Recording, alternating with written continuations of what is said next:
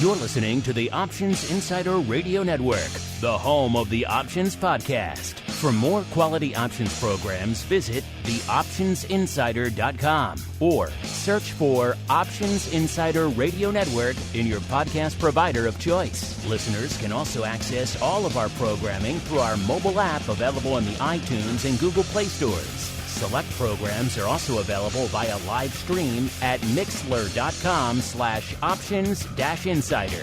That's mixlr.com/options-insider. Don't forget to follow along with your favorite programs and submit your own questions for the hosts at twitter.com/options, stocktwits.com/options, facebook.com/theoptionsinsider, or via questions at theoptionsinsider.com.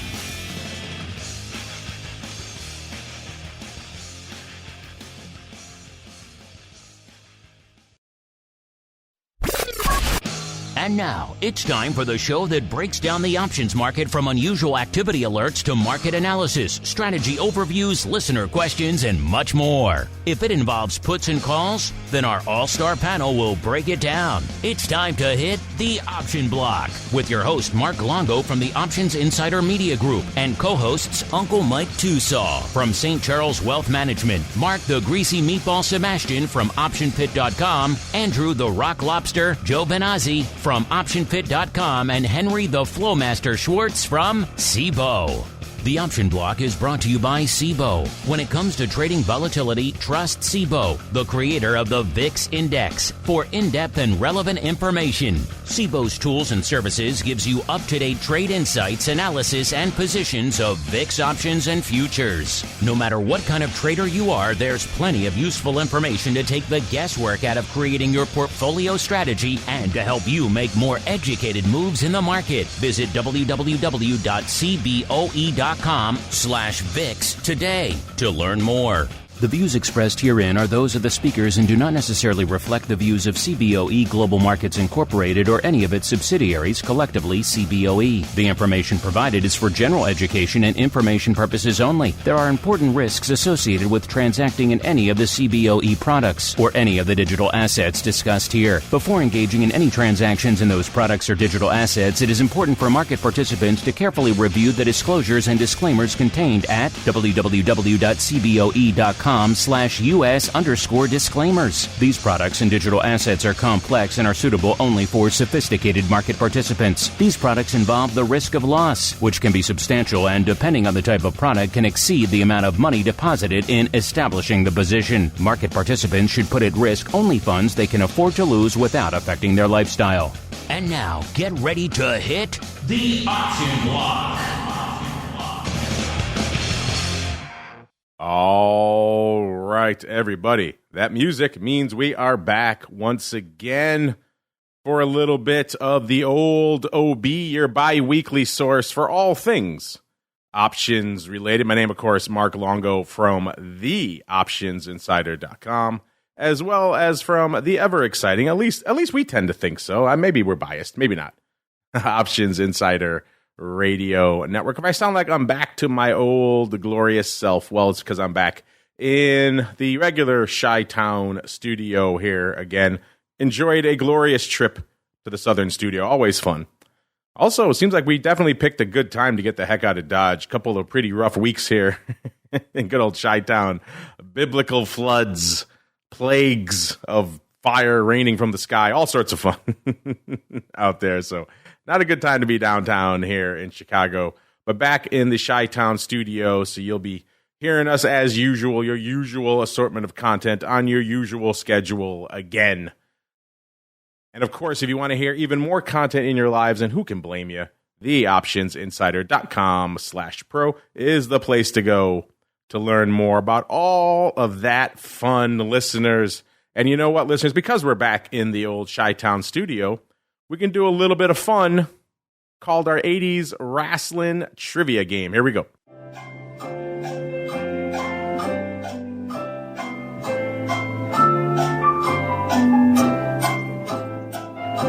Yes, haven't heard that in a couple of weeks out there. All right, welcome to our 80s Wrestling Trivia Game. A fun way to just kick off our broadcast week here. A little bit of fun, get the blood pumping, get people excited for what's to come here on the old network. I am, of course, joined by the uncleest of Mikes, Mr. Uncle Mike TOSAW from St. Charles Wealth Management, as well as a surprise Monday appearance by the Rock Lobster himself, Mr. Andrew GIOVINAZZI from OptionPit.com. Now, we know the Rock Lobster not exactly an ace when it comes to 80s wrestling trivia. So I'm going to put this one out there, then maybe I will even let him go first. I'm sure Uncle Mike will allow that as well, to have him have any chance at all. Just name a wrestler. But here we go. Today's wrestler, first off, a big hint. Big fan of the network. Big fan of me personally. He's probably listening to this show as we speak out there. So a big fan of ours out there. We're, of course, a big fan of his from back in the day. He has an infamous, a legendary gimmick that everyone knows and loves him as by now. But he kicked off his career in the 70s with a luchador mask, going by the gimmick of the Super Destroyer Mark II. That sounds ridiculous. It was. But it also apparently was a pretty famous gimmick back in the 70s. Other people donned that mask, including prior to this person, Hulk Hogan was the Super Destroyer. I'm not sure if he was Mark II or maybe he was Mark I, but he was a different Mark. But there were many Super Destroyers, apparently. And this one was Super Destroyer Mark II. He actually sang. He put out an album. I won't say his name. His name is in the title, but it says Blank and Camouflage Rocks America. And he also very infamously or famously really told Vince McMahon to recruit this guy that ended up being The Undertaker. So worthwhile thing for them. I can go some other gimmicks. Let's open up the mics now. First to the rockingest of lobsters, Mr. Rock Lobster, sir. This is a very famous 80s wrestler. Even you might have a chance of getting them. I will tell you this. I just said Hulk Hogan. It is not Hulk Hogan. It is not Macho Man Randy Savage. And it is not Andre the Giant. I know those are the three that you know. So just kick those to the curb. I'm just going to go Ric Flair. All right, not a bad guess. Not a bad guess. He's a famous guy from that era and also a wrestler. So you're at least on the market there. But alas, that is not correct, sir. Mr. Uncle Mike, sir, can you pivot in here and steal this one, sir? I think I can. All you maggots out there, it's Sergeant Slaughter. Yes, Sarge himself. Was it the fact that I said he's a friend of the network? Is that what gave it away? Right away, if it was with Sebastian, I would have buzzed right on that. Yeah, you know what? That was a killer because I was trying to remember what guy loved the network, and it was killing me. I thought it was Ric Flair, but that was it. I knew it was somebody.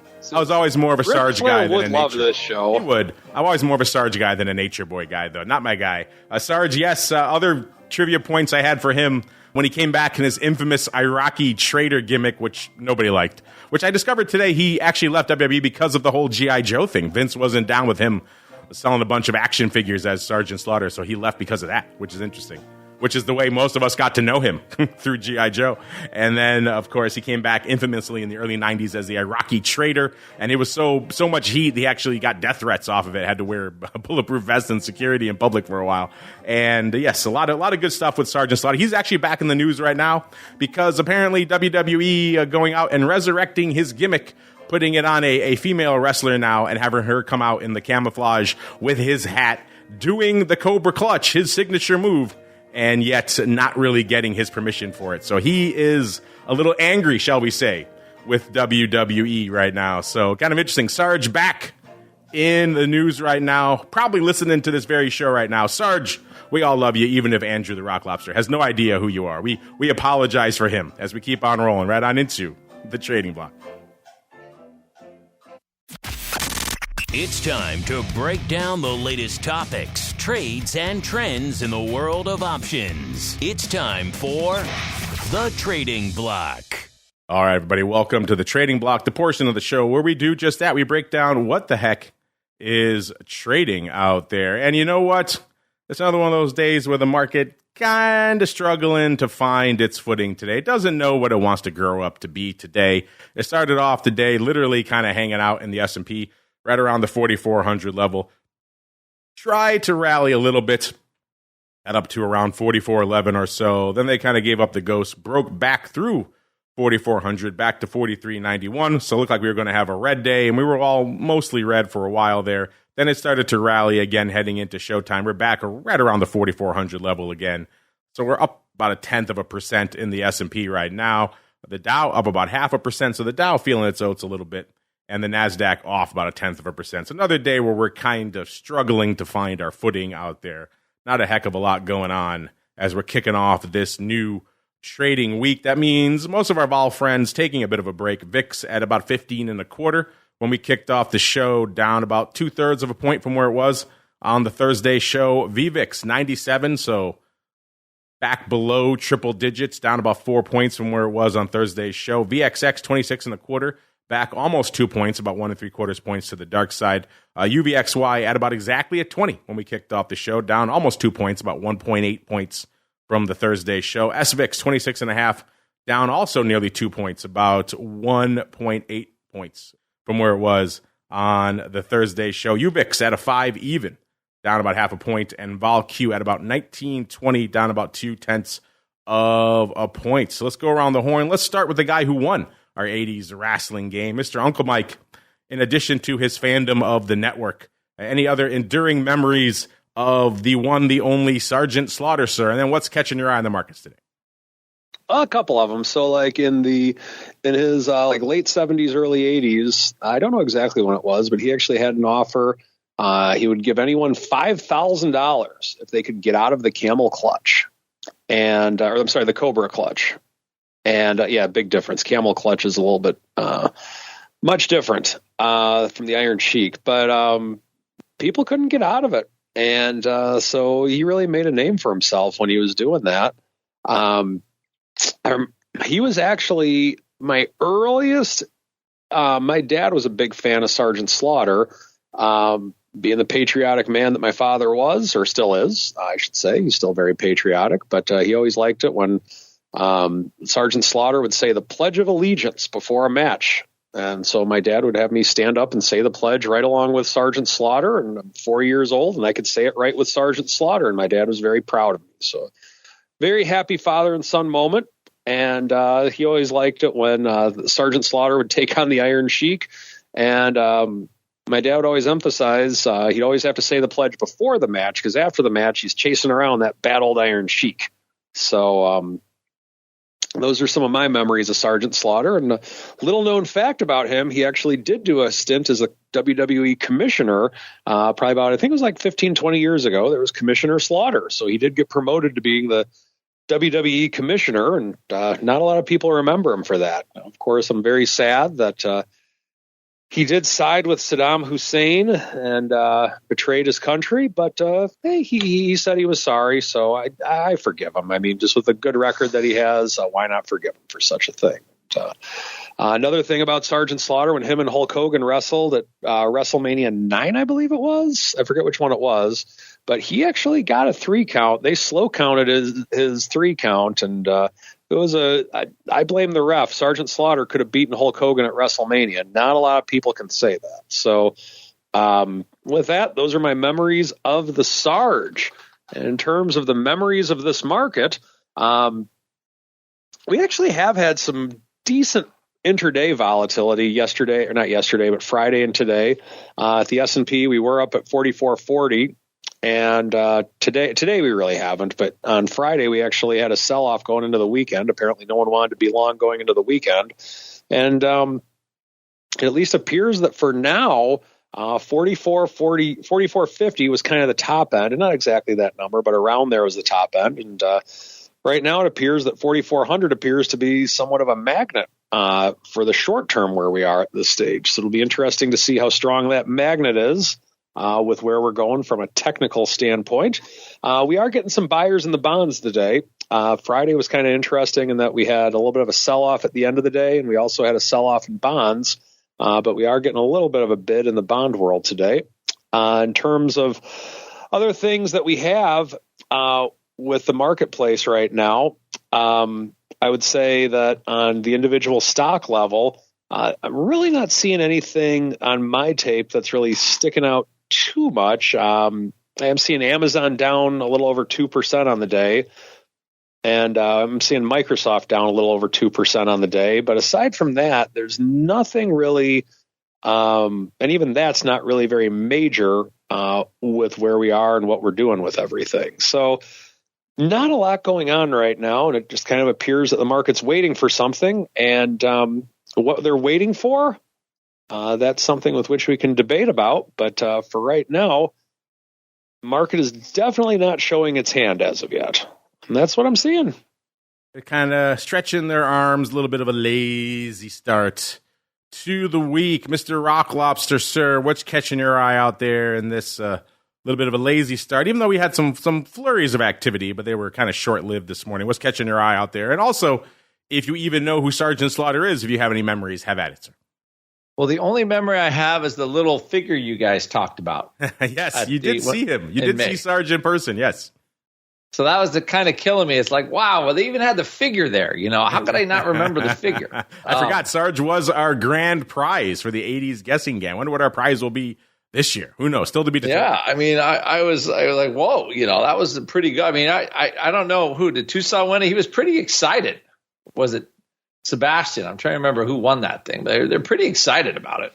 Seabass edged me out. As they should. You be. did? Vintage style Sarge, complete with all the accessories, and even a little mini Sarge. Come on. I had to get one for myself. It was so good. So, yeah, sadly, I don't have much to remember Sergeant Slaughter by. I don't have those nice 4-year-old memories of hanging out with, but that would have been a long, long time ago. So I don't think wrestling existed when I was 4 years old. Actually, most things didn't exist when I was 4 years old, come to think about it. But today, I'll just say, wow, Microsoft down like a pretty good amount today. I heard something rebalancing in the, it's getting on kind of the lows of the day. Not quite. So are we going to rotate out of tech? And I'm kind of waiting for a bit of this rotation. And I think VIX is kind of waiting for it too. Like I'm watching. So VIX made a bottom pretty much. Let's see here. On the 30th. Actually, the day after my birthday, of all things. And rallied sharply to 17 and change. And we haven't quite shaken that off yet. So even today, we opened up a little higher than Friday's high. So I'm interested to see what's keeping the vol up here, what exactly the catalyst for that is. And I don't have an answer. I heard there's some like rebalancing in the queue. I mean, are we looking for earnings? I guess those are coming out. Usually, what is it? Alcoa kind of kicks off earnings season, as I recall. So we got another week to go for them. So it's one of those things where we have about a week. We're waiting for some earnings to come out, but they're not really, since VIX is 30 day vol, not today vol.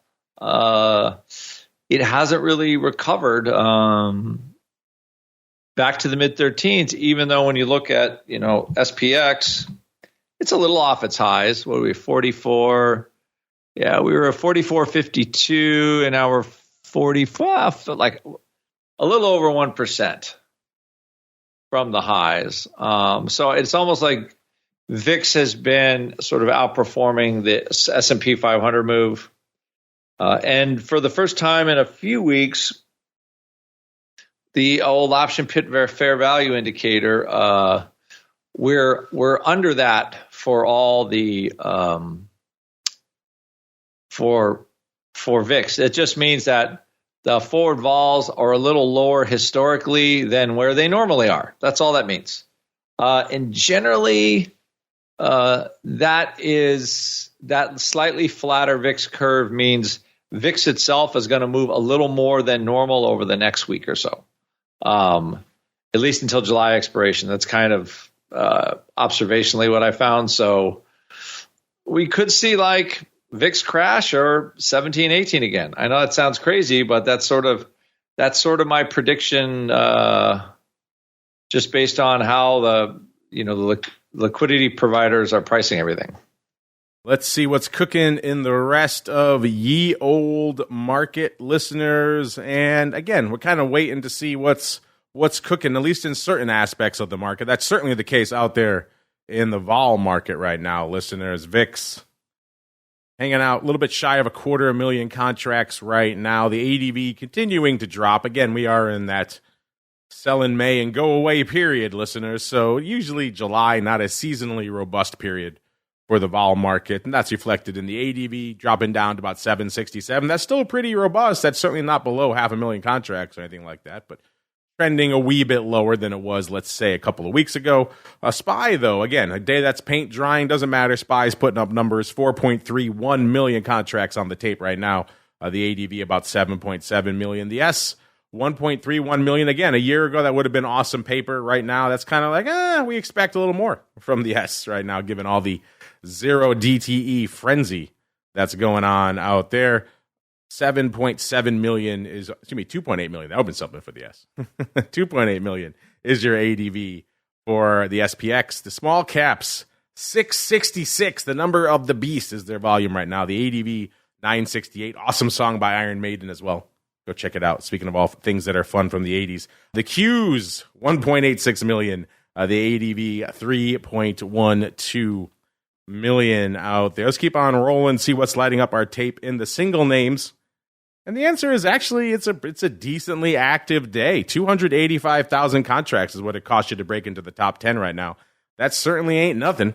That gets you to our friend AMC. Again, we're threatening 300,000 contracts on an otherwise kind of sleepy day. So it's kind of interesting how that works out sometimes, where the macro can kind of be drifting, but the single names, maybe they're getting excited for the ramp up of the next leg of earnings season. We shall see. But number 10, that gets us to the reigning king of the apes, AMC, kind of treading water right now, kind of unched on the day. It's had about a 9-cent range, so not a big price action day for AMC. Hanging out $4.20 right now, unched on the day. Good for 285,000 contracts, though, so that's certainly not nothing. Number 9, we're already up over 300K, so that's a good sign, listeners. Everyone's talking about cheapy EVs again, at least from a stock price perspective compared to Tesla. Cars, of course, still kind of expensive, but the stock a little bit lower priced. NIO coming in at number 9, 318,000 contracts out here. NIO, $10.70, up a little over $0.50 or a little over 5%. So nice little pop. Maybe they're catching some of that tailwind that has been lifting just the general joy for cheaper EV makers in the light of all this RIVN news out here. Either way, they are popping. Good for 318,000 contracts on the tape. And the number 9 spot, number 8, jumping markets, shifting gears, going all the way out to China, listeners. It's BABA coming in at number 8, 342,000 contracts. Apparently, China is kind of back on again. 91.25 is where it's trading right now, up about $0.75. So a decent day for BABA. I think they've had a little over a $2 range, but actually about $2.40 range on the day. So not bad out there. A little bit of action for BABA, hence its placement on the list. And then number 7, a little bit of a head scratcher. The Rock Lobster just talking about this one. Apparently, if you have AI in your name, you could go down. I didn't realize that was possible anymore. I thought you could only go up. But Softy proving the opposite today. $3.30 and about a third, off nearly $7. They sold down to as low as around $3.27.5 earlier this morning. So they have rebounded off the lows, nearly $3. But they also traded as high as about $3.35.25 today. So still selling off. Pretty decent clip, about 2% today. So apparently Softy can sell off. Intriguing stuff out there. Let's keep on rolling to number 6. Since we're talking AI, you got to talk about this name. Coming in a little low today, NVIDIA coming in number 6. A paltry, a meager 431,000 contracts. NVIDIA also selling off about 4.75. So maybe there's something to the Rock Lobster's rebalancing rotation out of AI and into some other names, because Microsoft and NVIDIA both were in it today, off nearly $5 for NVIDIA today as well. Good for 431,000 contracts, and then tying them, but somehow sneaking north of them a little bit. So probably 431.1 thousand contracts is the artist formerly known as Facebook Meta. 290, almost 291. So they're bucking the trend. They're up nearly half a buck today. So a nice little resurgence here for Meta. Of course, they were selling off this morning as well. They got down to it's like about 287 even before rebounding nearly $4 now. So they've had a nice turnaround. Just in the last hour or so. So yeah, interesting. Time looks like they got as high this morning as 298. And then they sold off to 287. So wow, crazy price action out there in Meta today. Good for, again, 431,000 contracts on the tape right now. And the number 5 overall spot. Number 4 goes to our friends, the Amazonians, 521,000 contracts. They're selling off today as well, off nearly $3 or about 2.2%, trading a little bit shy of 127 right now.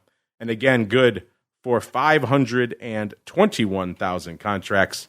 Number 3 is a name a lot of you have had on your radar for the last few sessions at least. This is RIVN, up about 2.25%, taking a break from its just explosive upside. It's like they actually came for it a little bit earlier this morning. They sold it down to about 23.5. Now they rallied it all the way up to about 26.5, and now it's settling out right around 25 1/3. Still up about half a buck or so today. Of course, taking a break from its insane explosive upside. Over the last 5 days, it's up $7.50 or nearly 42%. So nice run for them. They were trading shy of $17 a week ago, and now 25 1/3. Of course, you go back even farther. They got beginning of looks like the end of June actually. They were trading right around 13.5. That was the near-term nadir. They actually got lower. They were trading a little bit shy of $12, but 13.5 was as low as they were back in late June when this new resurgence started kicking in out here. So you've had a nice run, about $12 to the upside in RIVN there, and it's good for nearly 700,000 contracts. So some folks are slinging themselves a little bit of RIVN today. Let's just pull it up really quickly, see what the most actives are out there in RIVN. Today we have the July expiring this Friday, 25 calls. So at the monies, makes some sense. Trading nearly 37,000 times today, all that opening today. So wow. A lot of paper on the 37s, followed by the AUG 20 puts, 28,000 of those bad boys, and 27,000 of the July 26s also expiring this week. So intriguing stuff, but that's not optimistic enough for you. How about the AUG 30s? They've traded 21,000 of those today. And then the July 30s expiring this Friday, 21,000 of those as well. So a lot of action here in RIVN. If you started slinging some RIVN, maybe getting into some of that momentum trading out there, listeners, I'm curious. Hit us up. Let us know what you think as you keep on rolling into number 2. Yeah, it's the old fruit company selling off today. So the market obviously has a frowny face today, listeners. 188 and about a quarter, off about $2.50 today for Apple. They tried to bounce it a couple of times today. Got up to 189 and about a quarter, and then that was all she wrote. Though they have bounced off the lows. They hit about 187 even earlier this morning, so they have bounced about $1.25 from there. Intriguing stuff for Apple, and then you know what number 1 is, listeners. All this love for the little baby-priced EVs, the king of the EVs, and the king of the options volume right now. Tesla, 268 and about 2/3, off nearly $6 today as well, so they're coming for this one as well. Got down to about 265.5 earlier this morning, so it has rebounded 3 points from the low, but still a far cry from the 277.5 that it was trading at earlier this morning. So yeah, coming for Tesla out there as well. Good for 1.25 almost million contracts out there. The Rock Lobster was mentioning that we do have some earnings on the horizon. It looks like it really kicks off in earnest, unless you're really excited about Helen of Troy and WD-40 today. And we always joke about Helen of Troy. Helen of Troy usually marks the literal dregs of the earnings season. You're kind of done when Helen of Troy is popping off. But we have coming up later this week, listeners, if you're intrigued by all this goodness, we got more kicking off for you, including Delta Airlines before the bell on Thursday. We've got Progressive, PepsiCo also on Thursday. And then Friday, we've got Citi, we've got State Street, we've got BlackRock. So a lot of the financials people have come to know and love. JP Morgan, Citi. That's when, for a lot of people, earnings season proper really kicks off when we see the financials announced. So yeah, a few more days, listeners, and we are right back in it. Seems like you just got out of it, but hey, we're right back in it. And we'll have you covered with all of the earnings move results, earnings season, and earnings trades reports. You know, I was joking about Helen of Troy. The least I could do is break them down for you. We do have an earnings move results for them hot off the presses from our friends over there at ORATS. They went into their announcement 112 and about a half. They were pricing in 8.8%. Get this, listeners. They delivered nearly 16%. So Helen of Troy delivering when it comes to the earnings juice, trading north of 130. And you know what? They have continued to rocket north. Holy crap, rallying 19.5 bucks today, or about 17.25%, trading 132. Wow, Helen of Troy on the rampage today. I guess their earnings were pretty good. You know what? I mock them no more. They are bringing the thunder today. In case you're not familiar, listeners, they are a designer, developer, and worldwide marketer of consumer brand name housewares, health, and home and beauty products under a variety of known and licensed brands. So there you go. They own Hydro Flask. That's one of the big ones you're into. So yes. Wow. Helen of Troy lighting up the tape out there today. I mock them no more. Interesting stuff. And coming up this week, of course, we've got some for you. Let's look really quickly. Let's go out to the 13th before the bell for Delta Airlines. 47.88 is where the stock was when we ran these numbers. Again, hot off the presses from our friends over there at ORATS. Pricing in nearly $2 right now in the straddle. In the past, they moved about $1.50. So a little bit of extra juice for Delta Airlines. That's interesting. Let's keep going out to the beverage market. Let's go out to PepsiCo. 183 even is where they were trading when we ran these numbers. Wow, they're pricing in $3.65. In the past, they've moved about $2.50. So over $1 worth of extra juice in PepsiCo. That merited? Interesting.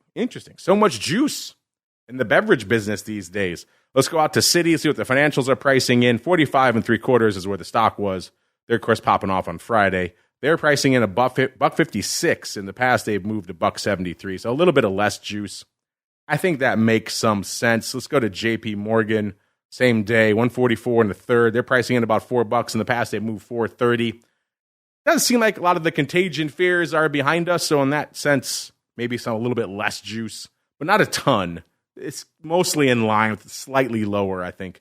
I think that's a fair prognostication for a lot of these. But PepsiCo pricing in a ton more juice. Interesting. What's cooking out there in the beverage market? I guess we'll all find out together. Speaking of finding out, listeners, let's find out what the Eye of Sauron holds in store for us today. It is time for the Odd Block.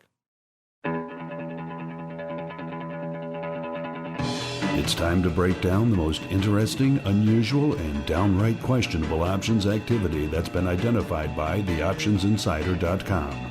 It's time for the Odd Block.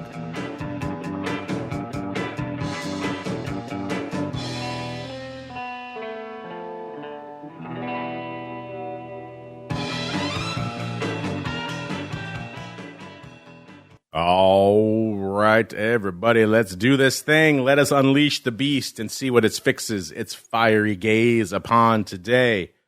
And let's see, first off, we have everyone's favorite. This is Clean Energy Fuels Corp, ticker symbol CLNE, CLNE.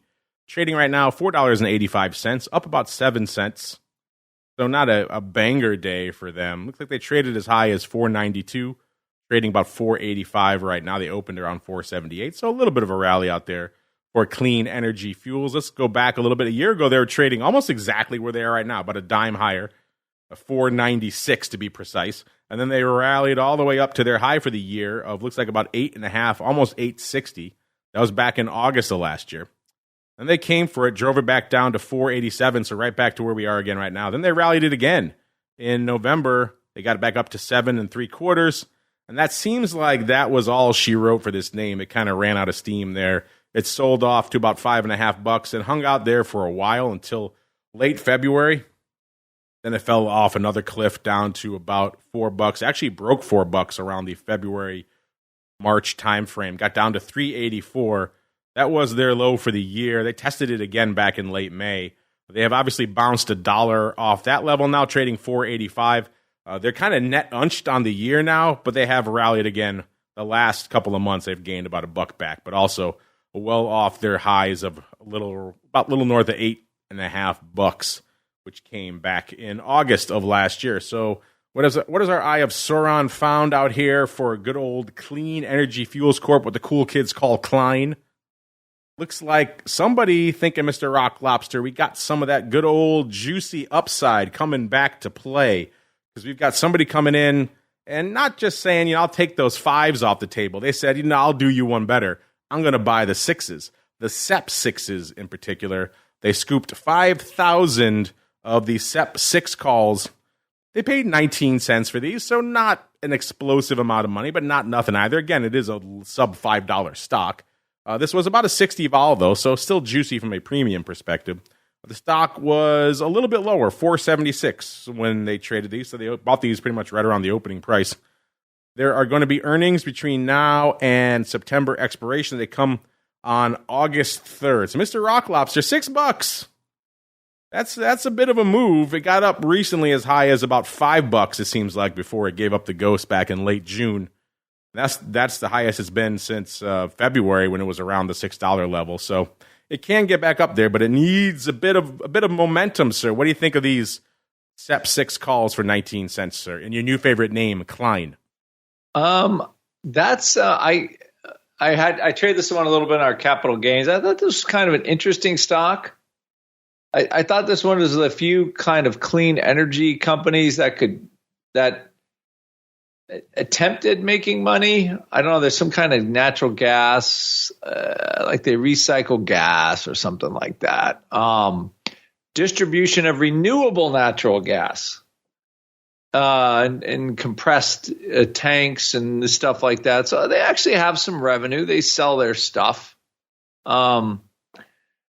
This is maybe they might be a beneficiary of the some of all those Green New Deal dollars coming out that the government seems to be doling out in a big way. What do they have? A $400 billion fund for green energy projects.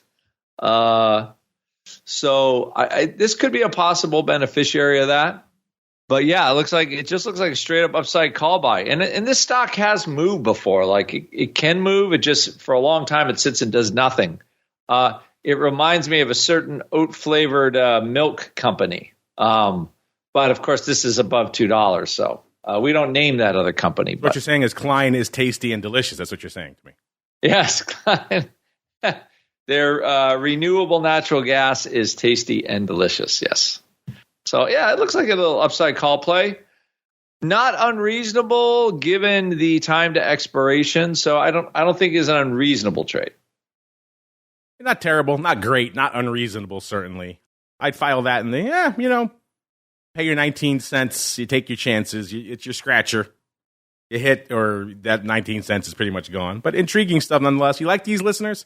The CLNE SEP 6s, you're going to be scooping these bad boys for 19 cents, probably a little bit more now because the stock has rallied a little bit, but intriguing stuff out there. Let's go the other direction, Mr. Rock Lobster. Let's go to Ball Corp, ticker symbol Ball. And when you see a company that's called Ball Corp and the ticker symbol is Ball, you're going to assume what they make, listeners. And yes, if you guessed glass jars and lids, then you are correct. Because why wouldn't Ball Corp make glass jars and lids, Mr. Rock Lobster? Why would they make balls? It's far too on the nose. You got to go a little bit deeper here for the odd block. Glass Ball Corp? Yeah, they make all the products you need for home canning. Is home canning still a big thing? Do you do that in the shores of Maine, Mr. Rock Lobster? A little home canning in the compound? I have not. I'm actually trying. Everybody's like, I'm trying to grow some vegetables. I'm attempting because I would like to be self-vegetable sufficient at some point because I'm crazy that way. I figure if I clams, chicken eggs, and vegetables, and I can survive. But yes, I think ball canning. I know my wife used to pick pickle peppers of all things, which were quite good. But as far as what's the symbol for ball again? Just ball. BALL. Oh, really? BAL? Right. That's a hard one. Because I didn't get the show notes as usual because I'm the redheaded stepchild of Monday options. Did our producer not cheer you the love again? We'll tell you what. I can remedy that post haste, sir. There you go. So now you could play along with the home game. So while you review that, I was trying to. Is the ball volume today? Because I can't see any. Let's see here. Oh, there it is. Got some puts. There you go. You look at that. 50. I regale the folks with what's going on out here. This is, of course, Ball Corp for all your home canning needs. If you want to buy a ball, go somewhere else, listeners. Trading 56.5 off nearly $1 today. So apparently the home canning market is in decline, at least for right now. On the year, it looks like the same deal. Off nearly $12 on the year, a little over 17%. Was trading $68.5 a year ago. They got up all the way to about 74 1/3 in August. That was their high for the year. Then they fell off a cliff. August 3rd, they're trading $73. By August 9th, they were trading about 54. Then they fell again to, looks like their low for the year, right around $46. That was in September of last year. Hung out there for a while. They tried to rally it in February, got up to about $61. Then it kind of fell back down to earth, back to about 50 in April. Tried to rally it again in May, got up to about almost $60 again. And they fell off again, right back down to about $51 the beginning of June. So looks like maybe they're trying to rally it again for the third time. Got up to 58.5 last week, and since then has fallen back to where it is right now, 56.5.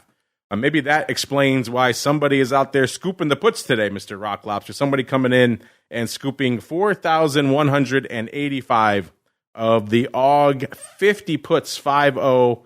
They paid 55 cents for these bad boys. That's about a 38 vol. The stock was actually a little lower, so they bought these maybe on the low. Stock was 56 1/4 when they bought these. So the stock has rallied about $0.25. So obviously not a good sign for these puts, but still intriguing. Mr. Rock Lobster, now that you've seen what the heck we're talking about, what are your thoughts on these ball puts? And whatever you think, do not go to Ball Corp and ask for a ball, sir. They will say, go elsewhere. Yeah. They will not send you the ball you're looking for. Kind of an interesting. I don't know. I don't understand.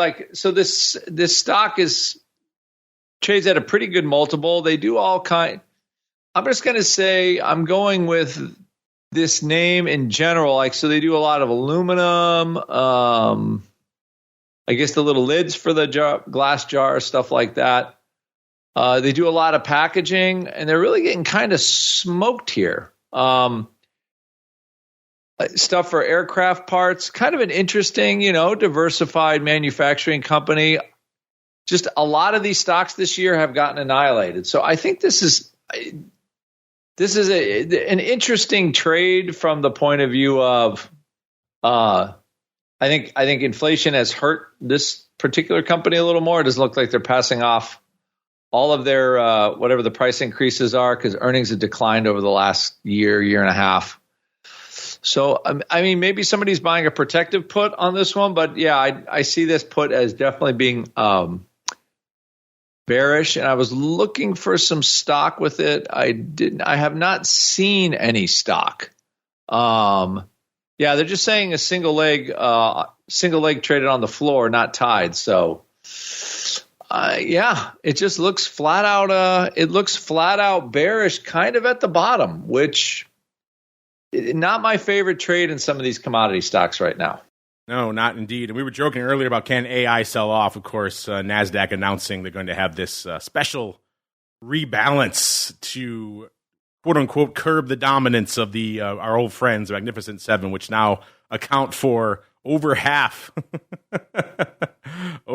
of the 55% of the NASDAQ 100 is now these 7 largest companies. So of course, you're talking about your Googs, your Alphabets, your Metas, your Teslas, your Amazon, your Nvidia, your Apple, and your Microsoft out there. Even NASDAQ obviously feeling the weight of that, trying to readjust, which is obviously what is weighing on some of these names today. Looks like they haven't announced the exact distributions yet. Looks like those will be announced this Friday, and then the actual rebalance will take place on Monday, July 24th, to, quote, address over-concentration in the index by redistributing the weights. Interesting. I'm trying to recall. Can you recall another time, Rock Lobster, that NASDAQ has done this, has rebalanced kind of mid-stride just to address the explosive dominance of a couple of names, sir? Oh, so they're going to add Ball to the whole list? Yeah, going to make it move again, but not with these names. I'm kind of writing a couple of Microsoft puts that have not done very well. It was kind of rolling out on something else. So I think the rebalance. What are they going to do? Like sort of underweight the market cap? I find it interesting, but well, that means if it's not part of the queue anymore, I guess people will start to get rid of some of it, which I don't think it's necessarily a bad thing, to be quite honest. But normally the market takes care of rebalancing itself at some point when everybody just sells the stocks. But anyway, that's kind of my unscientific take on that, on the rebalancing thing. But Microsoft is down like $5 or $6 today, so we haven't seen that at least in a couple of days recently. So I would assume that's what the reason is. But it's not down 2%, and it was down a little lower today. So it's definitely having an effect on some of these stocks. Yeah, definitely. It's definitely piling on to all these names that we've been talking about pretty much for the last few months as really just driving the train right now out there. You know who really drives the train of this show? It's Uncle Mike. So let's get to him. A little bit of the old strategy block. It's time to dispense options, wit, wisdom, and education. It's time for the Strategy Block. All right, everybody. Uncle Mike has a special NASDAQ rebalance themed edition of the Strategy Block. So go for it, sir. Have at it. All right. So there are ways with which you can rebalance your portfolio. And one of the ways that you can do it is through collars. Now, this has nothing to do with the NASDAQ rebalance, but it is something that might be a little bit intriguing if you feel that you want to get into the market right now and the market's a little high. I threw you a curveball. Well played, sir. Well played. Yeah, I thought that was kind of good transition on that one. So with that being said, two ways that I typically play a collar. A traditional collar to where XYZ stock is at 50, let's say, sell a 55 covered call for $1, buy a 45 put for $1 for the same expiration. Very oversimplified. Seldom is it that cut and dry, but that's the concept of it. And the idea is that you have $5 of potential upside, $5 of potential downside. And if the stock does have a nasty move to the downside, then you can profit from the put, take those put profits, and then rebalance it by putting your funds elsewhere or by buying more of the stock that you just did the collar on. You can let the market pay for your dollar cost averaging. But what I want to talk about today is if, let's say that you're bullish on the market, you want to have some type of downside protection, but you're not necessarily looking for catastrophe protection. Well, what you could do is something called a knockout collar. And what that means is that same scenario, XYZ stock is at 50. You can sell the 55 call for $1, let's say. And once again, I'm just making up numbers. But these will come out somewhat similar. And let's say on the stock or on SPY or the market as a whole, whatever the case may be, you're fine. You think it just might have a little bit of a pullback in the near future, but you're not concerned of a doomsday scenario. You're not concerned with it going to zero. Well, one thing you can do would be to buy a put spread. So in other words, instead of buying the 45 put, perhaps you could buy the 40 put for $2, sell the 45 put for $1, and there's your dollar right there that you can spend in a different way. You'll then have immediate protection from 50 down to 45 that the market paid for from the covered call that you sold.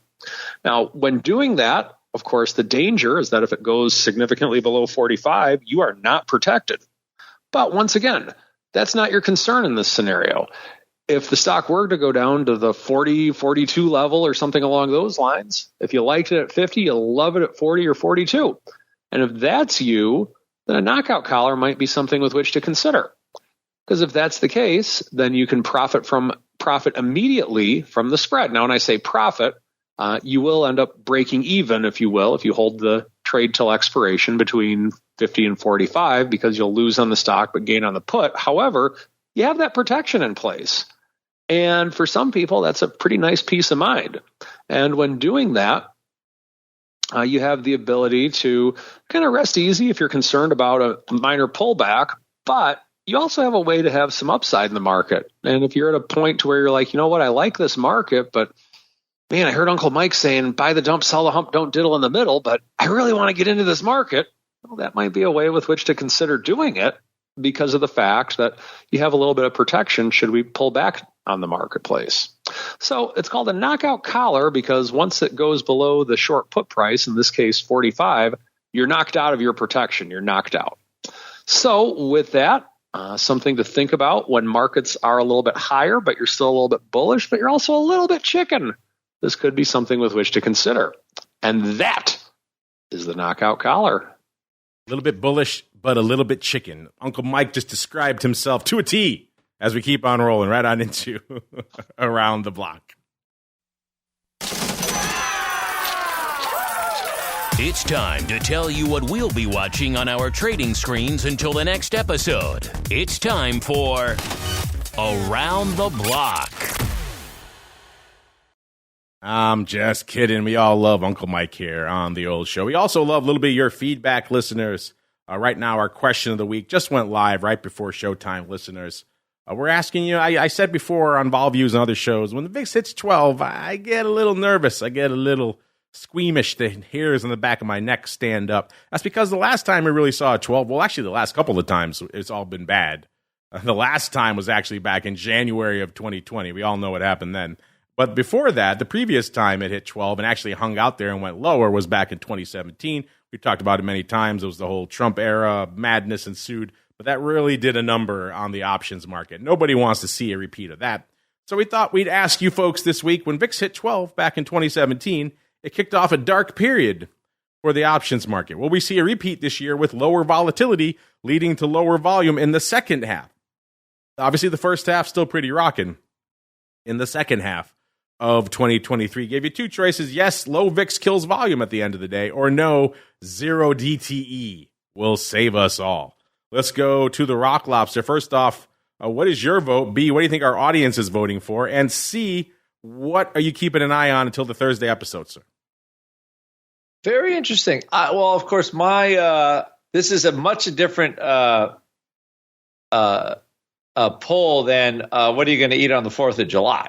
By the way, that was super fun too. Poll. That was a super fun one. I mean, we asked the hard hitting questions here.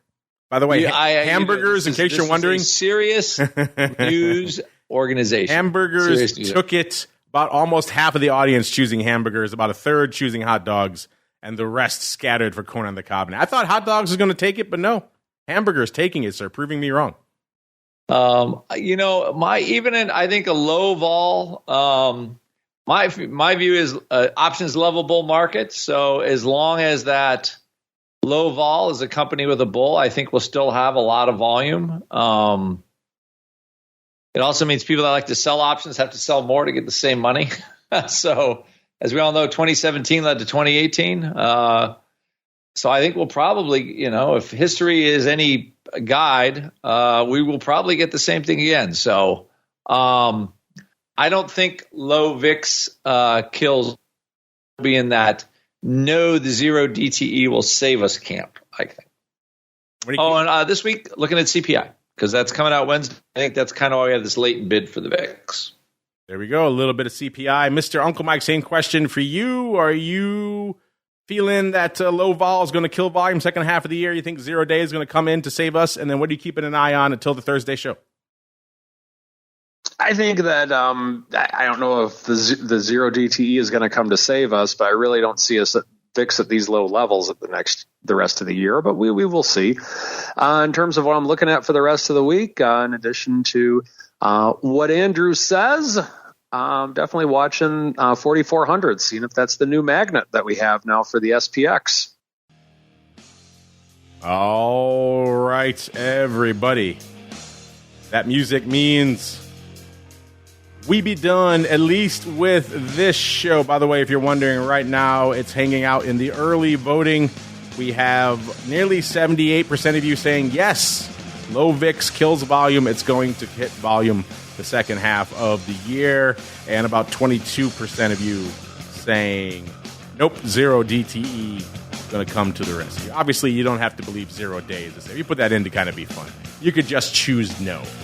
Fun stuff at Options is the place to go to make your voice heard throughout the week. And Mr. Uncle Mike, if folks want to hear your voice or see your videos or read your tweets throughout the week, where should they go? What should they do? Follow me on Twitter at Mike TOSAW, or check out my YouTube channel. Just type in St. Charles Wealth Management and type in an option strategy. You'll get to see my smiling face. And if you're interested in looking for a financial advisor, go to my website, stcharleswealth.com. There you go. St. Charles Wealth, the place to go. And Mr. Rock Lobster, if they want to see you in all your glory with your sweet, sweet new setup and mic, where should they go? What should they do? Go to optionpit.com. If you've listened to this show, 888-TRADE-01, get 10% off. And just not for nothing, they are predicting a year-over-year CPI in the 3 handle. So I'm incredulous if we can get that low, but probably if we get anywhere close to that, they would like it.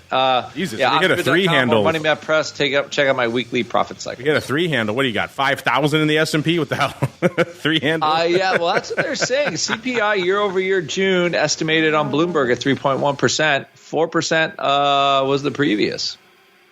All right. I guess we shall see. We'll see, listeners. Unfortunately, we won't see any more on this show, but don't worry if you're hanging out in the live. We'll be back in a little bit with the crypto rundown, and then back with your usual assortment of content and colorful cast of characters, including, I do believe, let's see. Well, tomorrow we've got the Uncleist of Mikes, some dude you may have heard of on this show, taking on all comers with the pro Q&A. So he's stepping into the hot seat. So get your questions in now. TheOptionsInsider.com/pro, the place to go to learn more. Wednesday coming back at you with the old OBC at 1 o'clock for all you pro members on demand. You'll be getting it later on, of course. And then back again on Thursday, another episode of the Option Block. Stay safe out there, everybody. You're listening to the Options Insider Radio Network, the home of the Options Podcast. For more quality options programs, visit theoptionsinsider.com or search for Options Insider Radio Network in your podcast provider of choice. Listeners can also access all of our programming through our mobile app available in the iTunes and Google Play stores. Select programs are also available via live stream at mixlr.com/options-insider. That's mixlr.com/options-insider. Don't forget to follow along with your favorite programs and submit your own questions for the hosts at twitter.com/options, stocktwits.com/options, facebook.com/theoptionsinsider, or via questions at theoptionsinsider.com.